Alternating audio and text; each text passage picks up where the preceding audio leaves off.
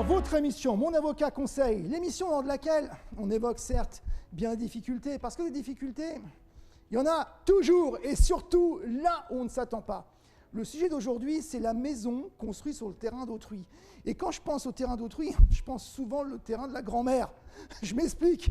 Il y a beaucoup de cas où des personnes sont ensemble, et puis un jour, la grand-mère ou le grand-père ou le père parfois même, peu importe, un membre de la famille du conjoint dit voilà, je te mets à disposition un terrain si tu le souhaites, que je te donne par donation notariée par exemple, et puis vous pourrez établir votre petit nid d'amour entre vous et le conjoint. Donc tout semble bien se passer, c'est exceptionnel comme situation. Une maison est construite par les deux conjoints, pas mariés le plus souvent, tant qu'à faire, sur le terrain de la grand-mère ou tout simplement de la conjointe qui l'a eu par donation, et tout se passe bien, jusqu'au moment où c'est des choses qui arrivent, et vous le savez, le couple se sépare. Et à ce moment-là, bien entendu, la personne à qui on a mis le terrain à disposition, qui est propriétaire du terrain, veut rester dans la maison, et puis la personne qui ne l'a pas, le plus souvent, quitte les lieux. Et se pose la question à ce moment-là, et c'est toute l'histoire, qu'est-ce qu'on fait de la maison? Oui, parce qu'à un moment donné, le plus souvent lorsqu'il y a une construction commune, eh bien, soit il y a eu un prêt en commun qui a été envisagé, soit il y a des biens, des matériaux qui ont été achetés, que l'un des deux conjoints a vraiment participé à l'édification de cette maison, et que ce dernier ne veut pas partir sans rien, ce qui n'est d'ailleurs pas tout à fait juste. Et puis l'autre se dit, pourquoi pas? Mais c'est quand même un peu compliqué, ça reste mon terrain, ça reste ma maison, parce qu'effectivement, le propriétaire d'un terrain est propriétaire du dessous et du dessus. Donc ça, c'est vrai, entre guillemets. Maintenant, il y a des petites différences, mais c'est bon à savoir. Et effectivement aussi, le fait d'avoir contribué à l'édification de cette maison ne donne pas des droits automatiques. C'est ça la difficulté. Comment ça marche? Alors, il y a plusieurs solutions, mais il faut savoir qu'à condition d'avoir des éléments de preuve, on peut effectivement demander non pas la maison, elle n'est pas à vous. Et oui, mais par contre, on peut demander à effectivement être indemnisé de ce que l'on a mis dans la maison. Que ce soit par exemple la partie du prêt que l'on a envisagé, à condition, alors il y a des techniques juridiques un peu techniques, mais à condition qu'on a vraiment vécu comme une forme de société pour simplifier les choses. Et là encore, il faut le prouver, il y a de la jurisprudence très précise sur ce point, que donc on est d'accord d'avoir des pertes comme des gains dans cette maison, qu'on y a participé, puis il faut avoir des éléments de preuve. Un prêt, c'est facile, mais des matériaux, par exemple, il y a 20 ans.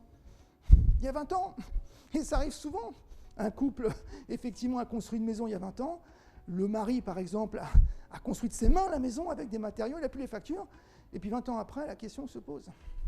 Comment faire? Vous allez voir un avocat, c'est une très bonne démarche pour faire valoir vos droits. Mais quid?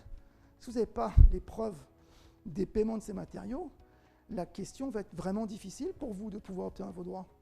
Alors que faire? Que faire? Parce qu'au final, cette situation, elle existe, elle est très courante. Il y a des solutions, mais un peu compliquées. Parce que même lorsqu'on a ces factures, eh bien, il faut recourir en justice. C'est quand même pas simple. Et puis donc, aller parfois batailler parce que les gens ne s'entendent plus. Et c'est vrai que l'accord de l'époque n'est plus l'accord d'aujourd'hui. C'est des choses qui arrivent.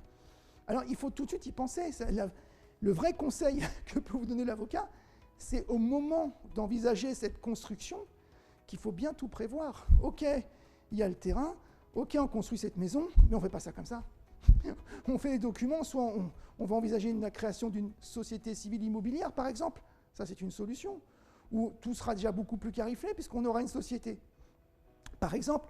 Ou bien on a un contrat d'indivision, ou bien on a un autre contrat d'écrit, de façon à ce que le jour où il y a une difficulté qu'on se sépare, eh bien qu'on ait la solution. Il y a un vieux dicton qui n'est pas très juridique, qui nous dit « vaut mieux prévenir que guérir ». C'est vrai qu'en matière de droit, et en tant qu'avocat, c'est un peu le sens de beaucoup des écrits. Pourquoi on fait des écrits avant toute chose?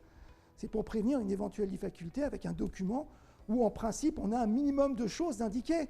Ça, c'est une solution. Donc, ce qu'il faut retenir un peu de cette situation, il y a des solutions pour les personnes qui n'y ont pas pensé en leur temps, parce que cette émission n'existait pas, par exemple. Bon, je plaisante, c'est pas la seule source, bien sûr, d'information, mais c'en est une.